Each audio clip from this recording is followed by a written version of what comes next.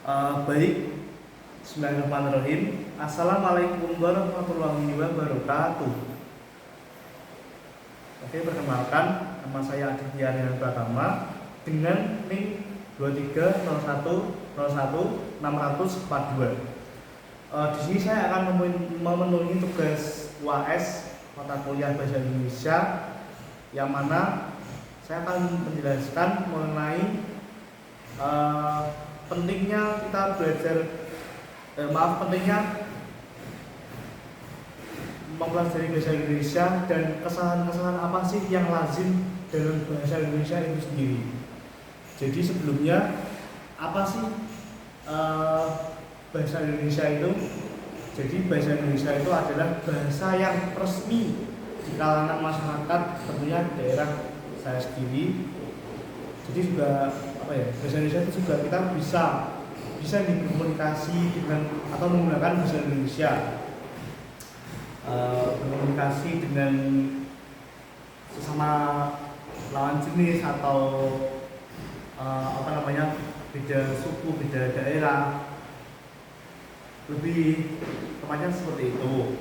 Kemudian langsung saja ya saya contohkan bagaimana sih pentingnya kita mempelajari bahasa Indonesia.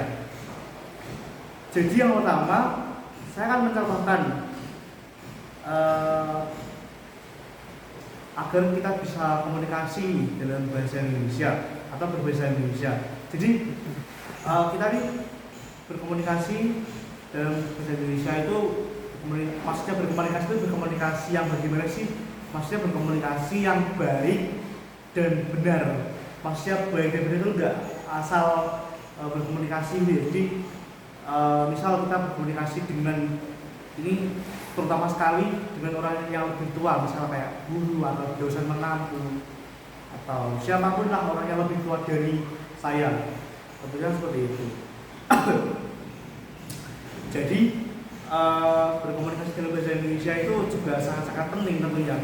Jadi ini saya contohkan langsung aja, berkomunikasi dengan orang yang lebih tua, berarti menggunakan bahasa yang sopan. Kalau saya mencontohkan menggunakan bahasa Jawa, tapi Jawanya kurang halus ya. Misal ibu badai tidak pundi saat ini, tidak kali sinten, kali bapak atau kali saudara. Ya ini ya seperti itu, itu kan lebih sopan daripada menggunakan bahasa Jawa yang sebelumnya. Lebih sopan ini menurut saya. Begitu. Kemudian yang kedua, berkomunikasi dengan teman atau kerabat yang lain ya. Misal ini orang yang lebih muda dari saya, begitu. Jadi saya berkomunikasi dengan teman. Misalkan, tapi menggunakan bahasa Indonesia, misalkan menyapa ya, halo, gitu. Kamu baru apa sih sekarang, atau mungkin nanya lagi ya, udah makan belum, dan lain sebagainya. Tadi kuliah mempelajari tentang apa, kayak gitu. Itu menggunakan bahasa Indonesia tapi dengan teman sendiri. Itu tentang berkomunikasi. Kemudian yang kedua, tentang ini pentingnya kita belajar bahasa Indonesia tentang penggunaan kalimat yang baik dan benar. Jadi kita mestinya juga di dalam bahasa Indonesia itu mesti membuat kalimat yang baik dan benar juga. Jadi kalimat tersebut yang tadinya belum rapi atau belum jelas, maksudnya kita memahami orang lain tuh, maksudnya orang lain tuh yang tadinya belum paham menjadi paham, yang tadinya belum jelas kalimat tersebut menjadi jelas, dan lain-lain. Itu bisa saya contohkan salah satunya. Jadi misal saya buat kalimat menggunakan bahasa Indonesia. Ini lebih ke nama daerah ya. Jadi misal saya dan teman-teman sebangku perkuliahan pergi ke daerah Semarang atau ke kota Semarang. Itu kan lebih rinci ya, lebih rata. Jadi seperti itu salah satunya. Kemudian yang ketiga, betapa pentingnya kita mempelajari bahasa Indonesia. Yang paling penting itu penggunaan huruf kapital. Jadi tadi di samping kita membuat kalimat yang benar tadi itu juga kita mestinya ya kalau di bahasa Indonesia memang diharuskan menggunakan huruf kapital, apalagi dari nama orang ya. Itu ya nggak cuma nama orang saja, ada nama orang, nama daerah, nama bulan, bahkan nama apa saja lah itu menggunakan huruf kapital. Itu mungkin akan menjelaskan salah satunya dari nama bulan saja. Nama bulan bulan Januari misal. Bulan Januari itu juga mestinya menggunakan huruf kapital, yaitu J. Berarti kan huruf depannya itu menggunakan huruf kapital. Dan seterusnya.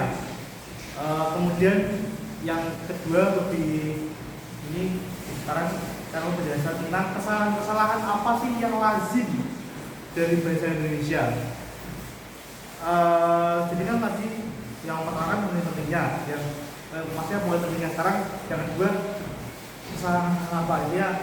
Yo, tentunya masih banyak ya. Maksudnya kita sebagai orang atau warga Indonesia mesti salah dalam kayak cara pengucapannya dulu itu juga mesti masih banyak yang salah.